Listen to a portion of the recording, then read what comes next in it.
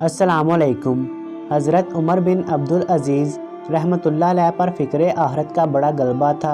ایک مرتبہ آپ کی ایک باندی آئی اور اس نے سلام کیا، پھر ایک جانب کھڑے ہو کر اس نے نماز پڑھی اور بیٹھ گئی تو اس پر نیند کا غلبہ ہوا اور آنکھ لگ گئی اور نیند میں ہی وہ رونے لگی۔ پھر وہ بیدار ہوئی اور عرض کیا، اے امیر المومنین، میں نے خواب میں ایک عجیب منظر دیکھا ہے۔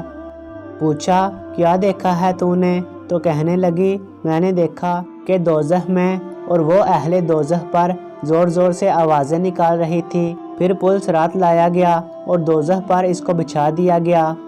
حضرت امیر المومنین نے کہا، پھر کیا ہوا؟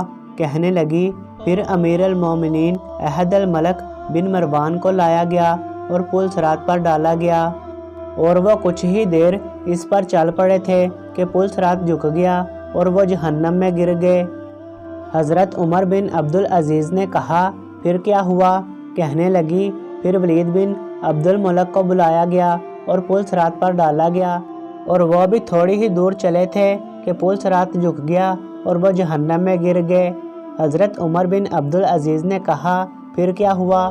کہنے لگی، پھر امیر المومنین سلیمان بن عبد الملک کو بلایا گیا اور پل صراط پر ڈالا گیا، اور وہ بھی کچھ ہی دور اس پر چلے تھے کہ پل صراط جھک گیا اور وہ جہنم میں گر گئے۔ حضرت عمر بن عبدالعزیز نے کہا، پھر کیا ہوا؟ کہنے لگی، اے امیر المومنین، پھر آپ کو لایا گیا۔ اتنا سنتے ہی انہوں نے ایک چیخ ماری اور بے ہوش ہو کر گر پڑے۔ وہ باندی ان کے کانوں میں کہتی جا رہی تھی کہ اے امیر المومنین، خدا کی قسم میں نے دیکھا کہ آپ نجات پا گئے، خدا کی قسم آپ نجات پا گئے۔